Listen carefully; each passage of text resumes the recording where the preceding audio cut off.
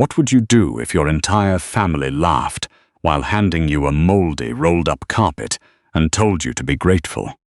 Beverly Marsh arrived at the offices of Douglas Beaumont on a grey Tuesday morning in November, wearing her good wool coat, the one she'd bought 3 years earlier for her friend Janet's retirement party. She wore it because she wanted to look like someone who still had things under control. She hadn't slept.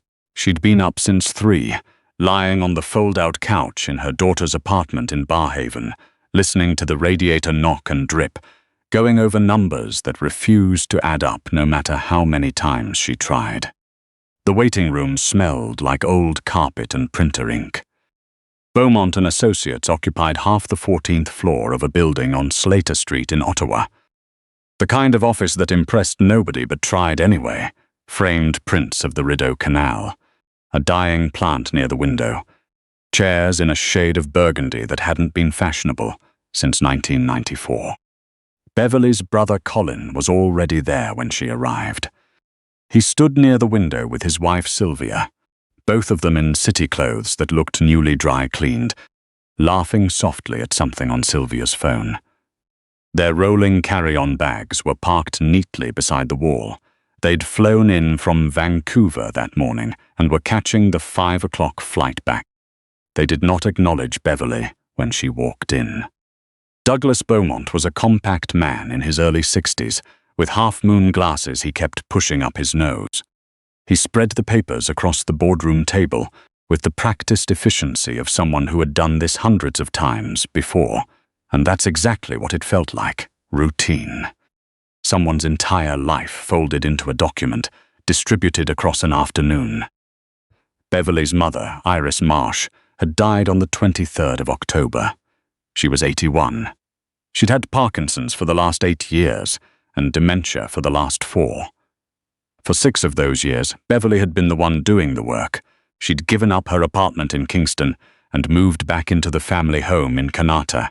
She'd managed Iris's medications, driven her to appointments at the Ottawa General, sat with her through the bad nights when Iris didn't know where she was or who Beverly was, and held her hand anyway. She'd retired early from teaching grade 4 at Ridgemont Public School to do it, trading her pension top-up for a caregiver stipend that barely covered her own expenses. Colin had visited twice in 6 years. Both visits lasted a weekend.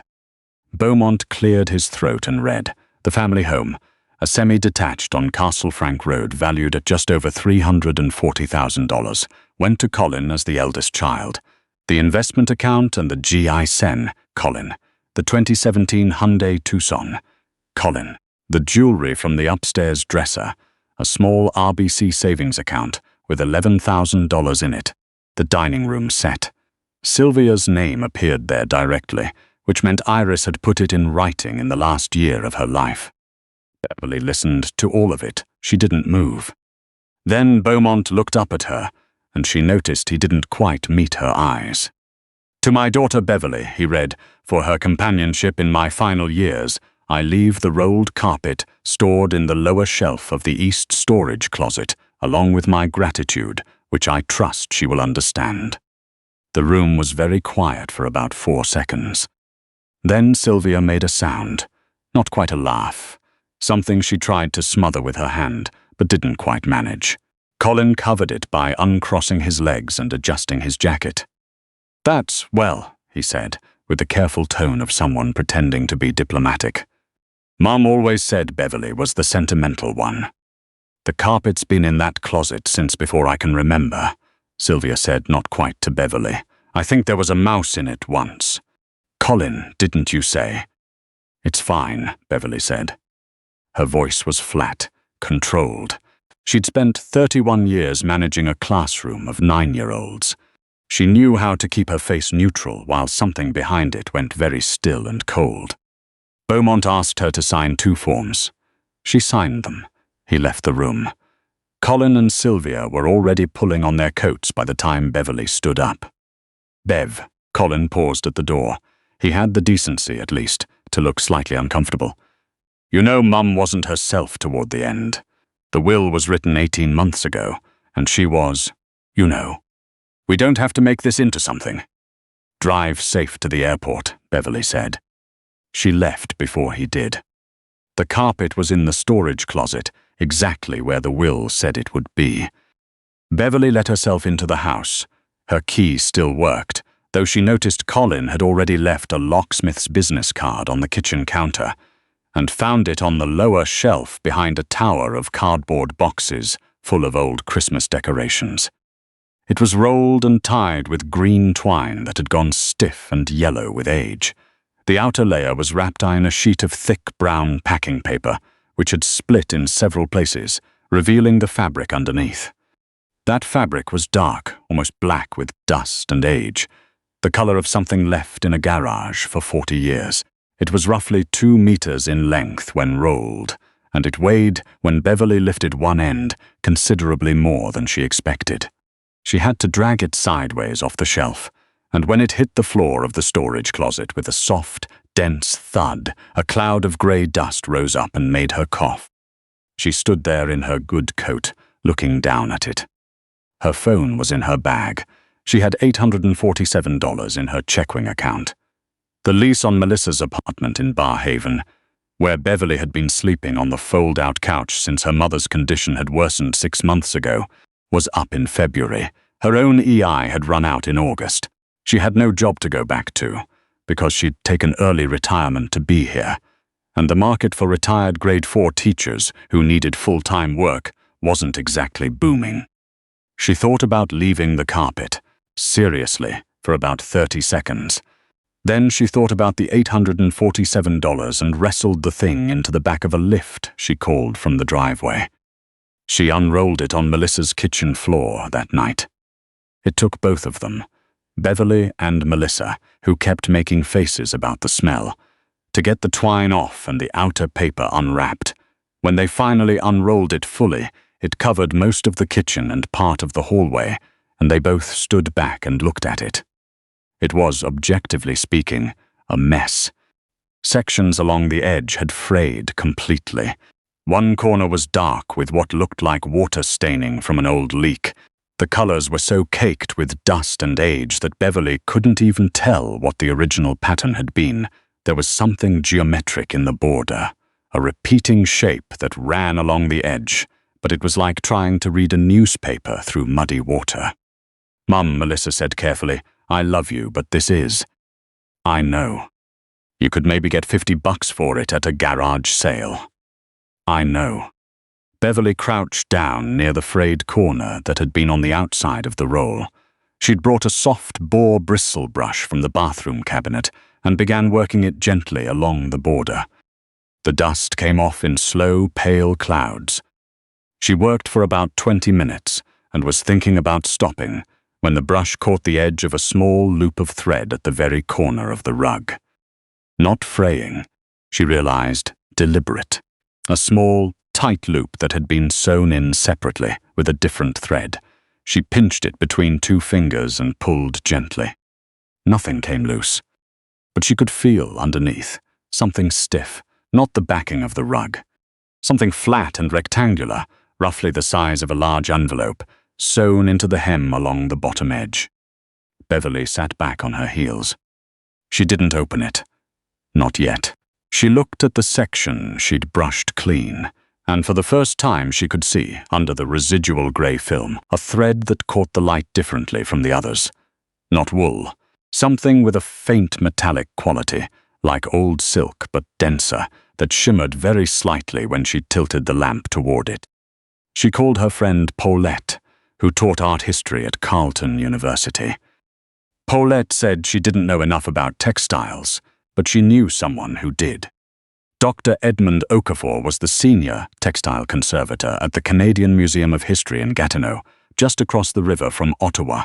He had short graying hair, reading glasses on a beaded cord around his neck, and the manner of a man perpetually behind on 17 things at once.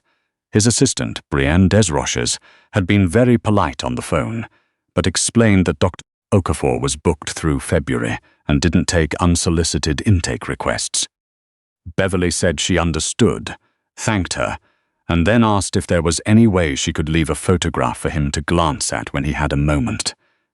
just to confirm it wasn't worth his time. Brienne said she'd see what she could do. Beverly emailed 3 photographs that night: the metallic thread detail, the geometric border she'd managed to brush clean, and the small sewn loop at the corner. And then she tried to sleep and failed.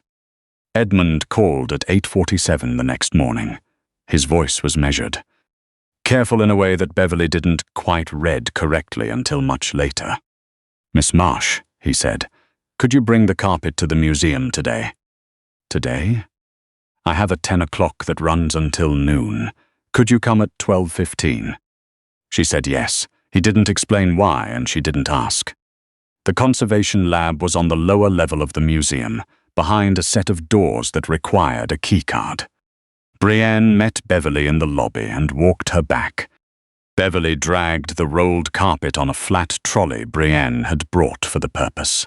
The hallways smelled like controlled humidity and something faintly chemical, like the inside of a library that took itself very seriously.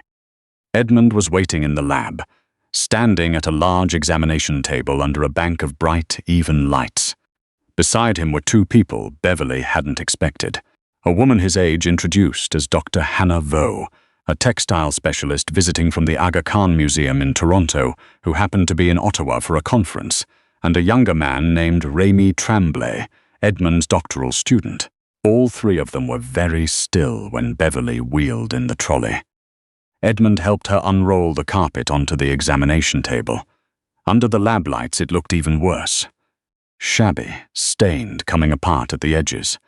Beverly felt a flush of embarrassment she hadn't anticipated. Edmund said nothing for a long time. He walked slowly around the table with his hands clasped behind his back, just looking.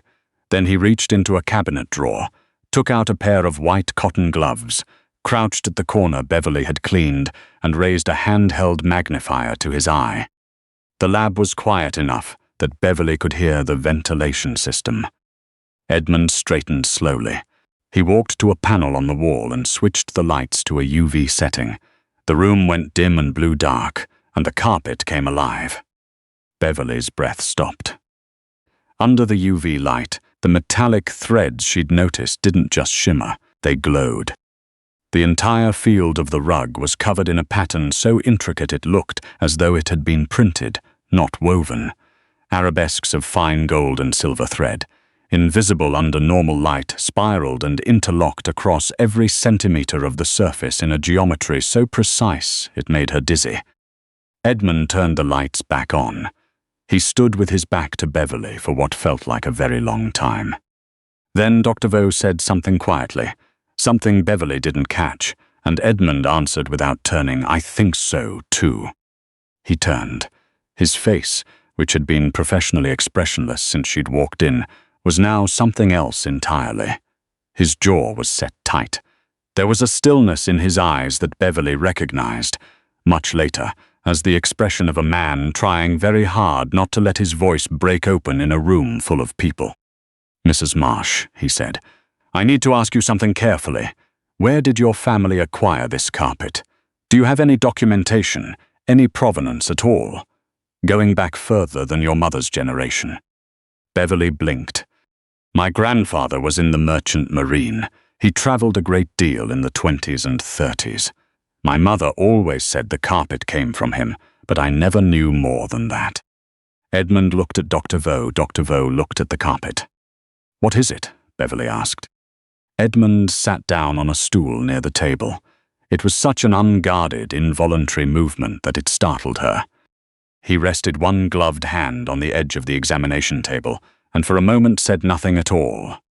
"We have been searching," he said finally, his voice low and careful, "for one of 6 imperial Safavid court carpets attributed to the royal workshop in Isfahan, circa 1615 to 1625. They were documented in the records of the Persian royal court and later acquired by a series of European collectors in the early 20th century. 5 of the 6 have been accounted for. 2 are at the Louvre, 1 at the Victoria and Albert, 1 in a private collection in Switzerland, 1 in Tehran. The 6th disappeared from the historical record sometime in the late 1930s. He paused, The Aga Khan Museum has maintained a standing request for information about its whereabouts for over 20 years. Beverly didn't fully understand for another full second. That, Edmund said, and his voice gave very slightly on the word, just enough that she noticed may be it. Remy, the doctoral student, had sat down in a chair against the wall and was staring at the carpet with his mouth slightly open. Dr. Vaux crouched at the far end of the table, examining the border without touching it, murmuring something Beverly couldn't hear. "The weight," Beverly said quietly. Because she'd noticed it back in the storage closet, the carpet was far too heavy for what it appeared to be. "The pile density," Edmund said, "and the weft threads. A cotton foundation with a metal-wrapped secondary weft throughout the entire field. The gold and silver threads you see under UV light aren't decorative additions. They are structural, woven in at the loom." He stopped, took a breath. "Miss Marsh, if authentication confirms what I believe we're looking at, and it will take proper time, we need to do this correctly. The auction estimate for a carpet of this attribution, in any condition, would begin at approximately $4 million. The number didn't land immediately. That was the strange thing Beverly would think about much later. It felt like a number in a sentence. Like something happening to someone else in a room she was watching from outside. "There's something else," she said. She told him about the loop of thread at the corner, the stiff, flat shape sewn into the hem. Edmund looked at her for a long moment. Then he called Brienne in and had her set up a secondary work surface. He spent 40 minutes carefully, millimeter by millimeter, opening the hem seam with a conservation tool so thin it looked like a surgical instrument. Inside the hem, sealed in a folded square of oilskin that had kept it bone dry for God knows how many decades, was an envelope, heavy cream paper, the kind that had been expensive once. On the front, in Iris Marsh's handwriting, unsteady, the handwriting of a woman whose hands were already failing her, was a single word: Beverly. She read it in the hallway outside the lab, sitting on a metal chair Brienne had brought out for her. "My darling girl. If you're reading this, you found it. I knew you would. You were always the one who looked at things properly. I need to tell you something about the carpet, and about why I did what I did. Your grandfather William brought it home from Lisbon in 1938. He ordered from a man at the docks who needed money more than he needed a rug. William didn't know what he had. He just thought it was beautiful. He told me once that the colors in direct sunlight were like nothing he'd ever seen. By the time anyone might have known better, it was rolled up in a closet and forgotten. I need to be honest with you about your brother. Last spring, when I was still clear enough to think straight, I told both of you I wanted to change my will. Colin came to visit. You know which visit I mean. He spent most of that weekend talking to me about the house and the investments and what made sense.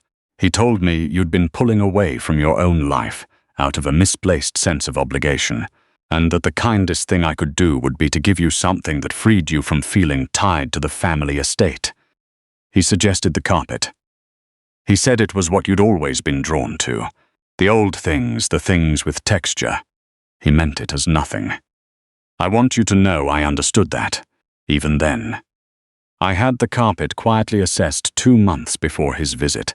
I had a lovely man named Alistair Quigley come to the house, a retired dealer from the Glebe, something your father used to know. He couldn't tell me exactly what it was, but he told me it was not, under any circumstances, to be sold at a garage sale. He said the metallic threadwork alone was worth a conservator's attention, and that I should have it properly documented before I did anything with it. I thanked him and did not tell Colin. What I am leaving you is not a consolation prize. It is the only real thing of lasting value that has been in this family since your grandfather walked off a boat in Halifax with it rolled under his arm. I love Colin, but he sees things for what they look like. You have always seen things for what they are. Take care of yourself. The carpet has waited 80 years. It can wait a little longer while you figure out what you want to do. All my love always, Mum. Beverly stayed in that hallway for a long time. Edmund found her eventually, still holding the letter. He sat down in the chair beside her, without saying anything immediately, which she appreciated. She knew, Beverly said. Partially, he said. She knew it was significant. She may not have understood the full scope. He paused. Dr. Vo has been on her phone to the Aga Khan for the last 20 minutes. She is not calm. Beverly laughed. It came out louder than she expected in the quiet corridor. Colin is going to contest this, she said. Do you have a lawyer? Not yet. Get one today, Edmund said. A good one. Colin called on a Thursday evening, 3 weeks later. Beverly was in a different apartment by then, a furnished rental in the glebe that she'd been able to put a deposit on, because the Aga Khan Museum had, on the advice of their legal team, offered a preliminary arrangement pending full authentication. Her new lawyer, Carolyn Ashworth, recommended by Edmund, quiet-mannered, the kind of woman who won cases nobody expected her to win, had advised her to accept it. Colin's voice had a quality Beverly recognized from childhood. The tone he used when he'd broken something and was working up to an explanation. I've spoken to my lawyer, he said, and I want to sort this out reasonably. The carpet was listed in the estate as a personal effect of unclear value. If we'd known what it was... But you didn't know, Beverly said. You suggested it. A silence. Mum was not competent to. She wrote the letter at least 6 months before her diagnosis was severe enough to affect her legal capacity. Carolyn has 2 physician affidavits and the notary date. Beverly kept her voice level. The will is airtight, Colin. Another silence, longer this time. I'm just saying, given what I'm dealing with on the Castle Frank side. The Castle Frank situation. That was what he was calling it now.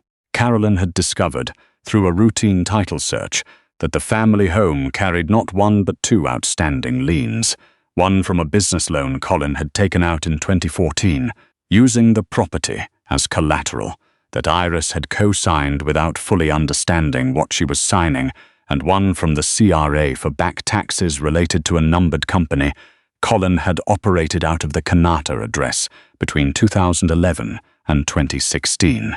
The house, which had looked like a $340,000 inheritance, was closer to $85,000 after the liens were settled, and that number kept shrinking as Carolyn's file got thicker. I know about Castle Frank, Beverly said. Carolyn knows about Castle Frank. She heard him breathe. The window closes on any contested filing at 5 o'clock Friday, she said. After that, we proceed as documented. He didn't contest it. The formal authentication took 4 months. The carpet was confirmed in March, a level 1 attribution, which in the world of 17th century Persian court textiles meant the expert panel was as certain as these things could reasonably be made. The full catalogue title read, Royal Court Carpet, Isfahan Workshop, attributed 1618 to 1622, Safavid Dynasty, silk-wrapped metal thread on cotton foundation. It was accompanied by a 14-page provenance document that traced, as far as the historical record allowed, the chain of ownership from the royal court to a Venetian collector to an estate sale in Lisbon in 1937. William Marsh's name appeared in the new provenance section as private acquisition, Halifax, 1938, by descent. The auction was held in Toronto in June. Beverly flew down the night before and stayed in a hotel she chose without apologizing to herself for the price. She wore a navy dress she'd bought specifically for the occasion, and her mother's pearls, which Colin hadn't thought to inventory because they'd been at the jeweler's for a clasp repair when Douglas read the will.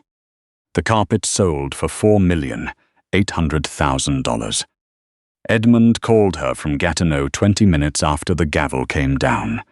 She could hear, underneath his careful professional composure, that he was genuinely moved. And she found she was grateful for it. That someone else understood this was not just a transaction. That the carpet had been rolled in a closet in Curator for 80 years, while her mother made Christmas dinner and drove Beverly to piano lessons and watched the grandchildren on Saturday afternoons. None of that would have been different if they'd known.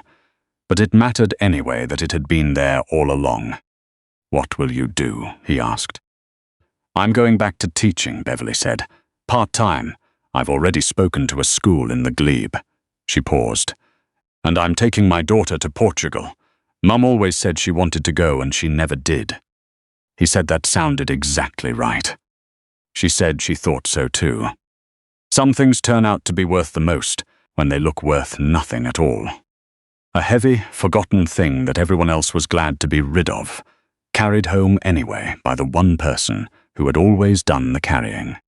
What would you have done? Would you have taken it home or left it on the shelf?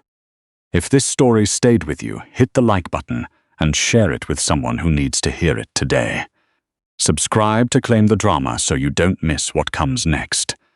And leave a comment below. What was the moment in Beverly's story you won't be able to forget?